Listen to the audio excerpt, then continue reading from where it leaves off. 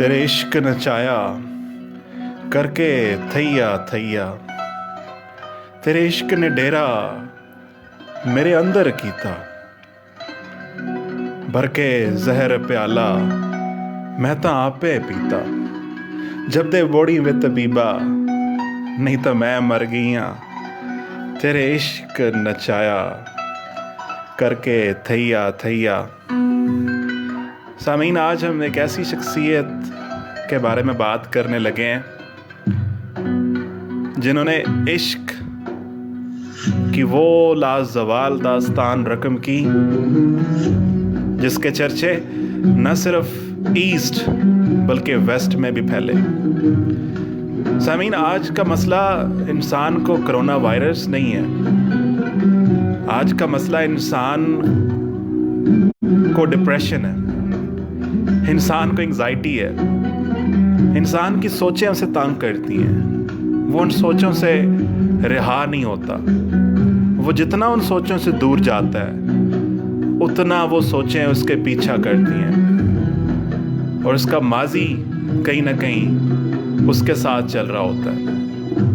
और ऐसे में जहाँ पे बाकी फिजिकल डिजीज़ का इलाज है, वहाँ पे जो एंजाइटी का इलाज है वो मौलाना रूम की मसनवी में है, और बांसुरी जो दुख की दास्तान सुनाती है, वो बांसुरी जब बजती है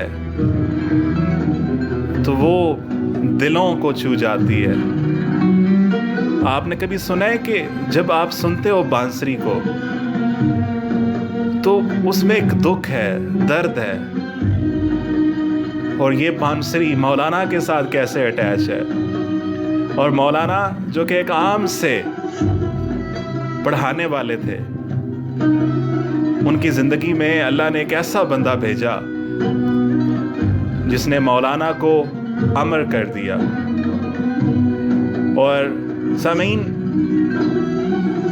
हमारी मुस्लिम हिस्ट्री बड़ी रिच है, लेकिन हमारे साथ मसला ये है कि हमने ना कभी इकबाल को पढ़ा है, मुरीद हिंदी, और ना हमने पीर रूमी को पढ़ा है। आप यकीन करें कि अगर आप मसनवी की पहली 18 वर्सेस को पढ़ लेते हो ना, तो आप एक और जगह पे चले जाओगे। और मौलाना जिस तरह कहते हैं ना कि भाई अच्छाई और बुराई से बाहर एक दुनिया है, वहाँ पे आना, वहाँ से मेरे से मुलाकात करना। तो मौलाना की ज़िंदगी कुछ ऐसी ही है जिसमें दुख भी है, जिसमें इश्क भी है। और फिर इकबाल उस चीज़ को देख के कहते हैं, ना उठा फिर कोई रूमी अजम के लाल हज़ारों से, वही आब गुले ईरान वही तबरेज़ है साकी। वो इश्क फिर ऐसा नहीं हुआ, फिर मौलाना जैसी हस्ती नहीं आई, लेकिन वो जो रेडियो ऑफ डिवाइन ब्रॉडकास्ट था ना मौलाना का, वो आज भी चल रहा है। और मौलाना 1207 में बल्ख में पैदा हुए। एक्चुअल नेम उनका जलालुद्दीन था, और असल में जिस तरह से हम पहले भी बात करते हैं कि आपकी चाइल्डहुड की जो अपब्रिंगिंग होती है ना, वो आपकी ज़िंदगी के ऊपर छाप छोड़ती है। सो उनके जो फादर थे बुरहानुद्दीन, उन्होंने मौलाना को ट्रेन ऐसे किया, और मौलाना को ये समझ लगी कि इंसान का जो नफ्स होता है ना, वो इंसान का सबसे बड़ा दुश्मन है। इंसान बाहर की जंग इतनी बड़ी जंग नहीं होती जितनी अंदर की जंग होती है। और कार्नल ईगो और इसके साथ मौलाना की जंग। और फिर जब असल कहानी शुरू होती है ना, वो तब होती है जब मौलाना 37 साल के होते हैं, पढ़ा रहे होते हैं, और फिर उनकी ज़िंदगी में एक रेवोल्यूशन आता है। ایک انسان آتا ہے پھٹے پرانے کپڑے پہنے، عام سی شکل کا انسان، اور وہ مولانا سے پوچھتا ہے مولانا یہ کیا پڑھا رہے ہو آپ؟ تو مولانا کا رسپانس تھا کہ آپ کو کیا لینا ہے اس سے کہ میں کیا پڑھا رہا ہوں؟ اور پھر مولانا کے سامنے وہ میریکل ہوتا ہے کہ ان کی آنکھ کبھی ایسے نہ کھلتی جب دل کی آنکھ کھلتی ہے، اور وہ مولانا کے سامنے کتابیں پڑھی، ان کو اٹھا کے وہ بزرگ تالاب میں ڈالتے ہیں، اور مولانا پھر غصہ ہوتے ہیں، کہتے ہیں یہ تو نے میرے ساتھ کیا کیا؟ میری زندگی کی ساری محنت ایک لمحے میں تو نے پانی میں پھینک دی۔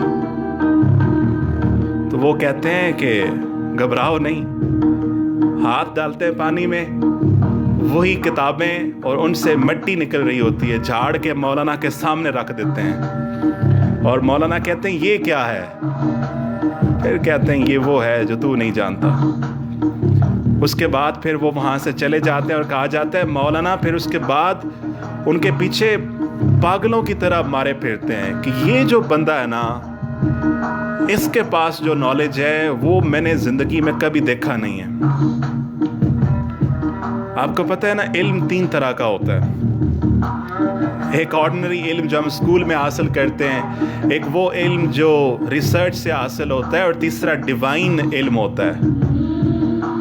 اور یہ وہ علم تھا جو مولانا کی لائف میں شمس تبریز کی انٹری سے ہونا تھا، اور نیا سورج مولانا کی زندگی میں آتا ہے، اور مولانا پھر ان سے سیکھنا شروع کر دیتے ہیں، اور پھر وہ عالم ہوتا ہے کہ جب 6 ماہ تک یہ مولانا اور شمس تبریز ایک ہی جگہ پہ رہتے ہیں، جب آپ کے شاگرد ہوتے ہیں نا، وہ جیلس ہونا شروع ہو جاتے ہیں کہ یہ جو بندہ آیا ہے نیا، یہ کیا سکھا رہا ہے ان کو، کہ ٹریڈیشنل بندے نہیں رہے، ہم سے ملتے بھی نہیں ہیں۔ اور اس کے بعد یہ ہوا کہ انہوں نے شمس تبریز کو تنگ کرنا شروع کر دیا، اور شمس تبریز کونیا چھوڑ کر دمشق چلے گئے۔ اب اصل معاملہ شروع ہوا جب جدائی ہوئی، جدائی کا درد، مولانا کی زندگی بدل گئی، اور یہ جدائی مولانا سے برداشت نہیں ہو رہی تھی، روتے پھرتے تھے، اور اپنے بیٹے سے کہتے جاؤ جا کے دمشق سے بلا لاؤ ان کو، وہ جو میرے مرض کی دوا کرے کوئی۔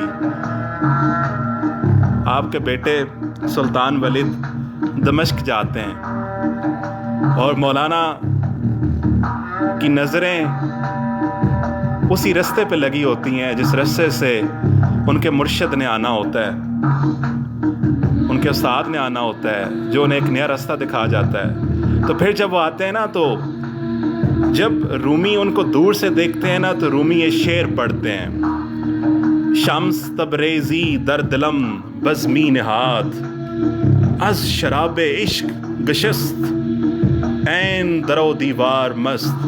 ارے دیکھو کون آیا ہے،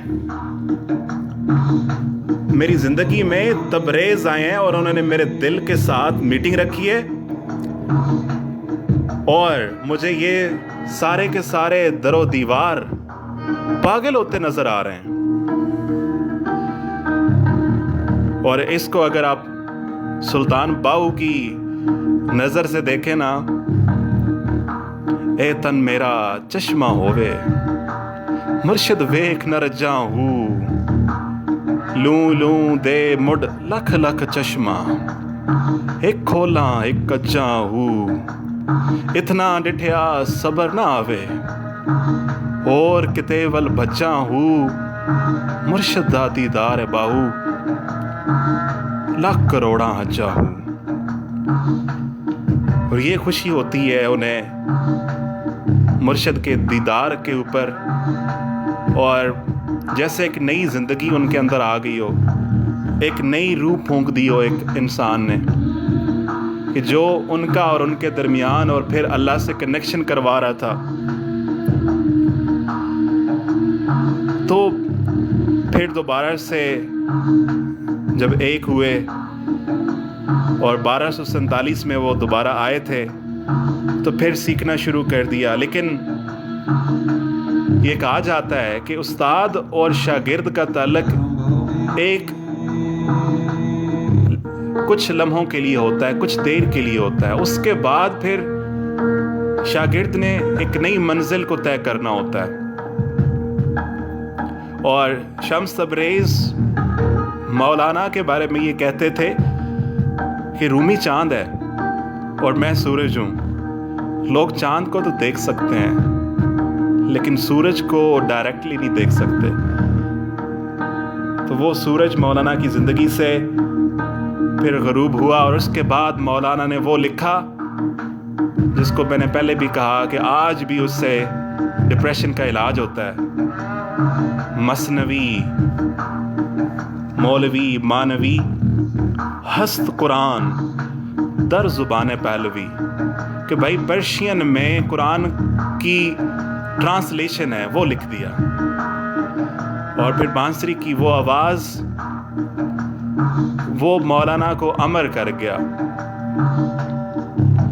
اور جب مولانا اپنی زندگی کے آخری لمحوں میں تھے, موت کا وقت قریب آیا, تو آپ کے جو سارے کے سارے شاگرد تھے وہ رو رہے تھے.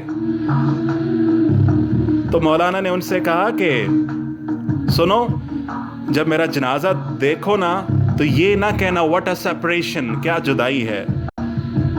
ارے میرا تو وہ وقت آ گیا جب اپنے محبوب سے ملنے جا رہا ہوں میں, اور سورج کے غروب ہونے کا کیا غم ہے. اور یہ تو وہ سیڈ تھے مولانا جنہوں نے پھر ابھرنا تھا دنیا کے سامنے, اور ان کی تھاٹ نے زندہ رہنا تھا.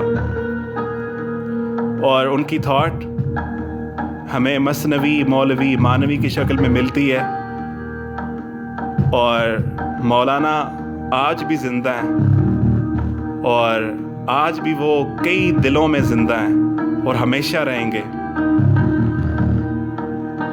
ایک ان کی کوٹیشن مجھے کمال کی لگتی ہے. اگر آپ نے اپنی پاسٹ سے نکلنا ہونا, ماضی سے نکلنا ہونا, ماضی سے چھٹکارا حاصل کرنا ہونا, تو مولانا کی اس تھاٹ کو پڑھ لیں. مولانا کہتے ہیں کہ درخت کی طرح بنو, اس درخت کی طرح بنو جو اپنے مرجھائے ہوئے پتوں کو گرا دیتا ہے اور پھر نئے پتے اس کے اوپر آتے ہیں. تو ہم اپنے اندر کی جو کشمکش ہمیں رہتی ہے, ہم تھاٹ سے لڑتے رہتے ہیں, یہ کبھی ختم نہیں ہوتا. جیسے کہتے ہیں نا, انسان کی زندگی میں مسئلے کبھی ختم نہیں ہوتے, ایک ختم ہوتا ہے دوسرا آ جاتا ہے. اور انسان پرفیکشن اچیو نہیں کر سکتا, ہم پرفیکٹ نہیں ہو سکتے. لیکن آج بھی مولانا کو پڑھ کے آپ وہ سرور حاصل کر سکتے ہیں جو مولانا نے لکھا. اور پھر مولانا کے اوپر اتنا کام ہوا ہے, اگر آپ پڑھیں آپ حیران ہو جائیں. سو آج کے لیے بس اتنا ہی. اور آخر میں مولانا کی تھاٹ کے ساتھ ہم کنکلوڈ کریں گے. If all you can do is crawl, start crawling. اگر تم صرف رینگ سکتے ہو تو رینگنا شروع کر دو, یعنی کچھ نہ کچھ کرتے رہیں. So stay blessed, stay happy, اور مولانا کو ضرور پڑھیے گا. بہت شکریہ آپ کی سماعتوں کا.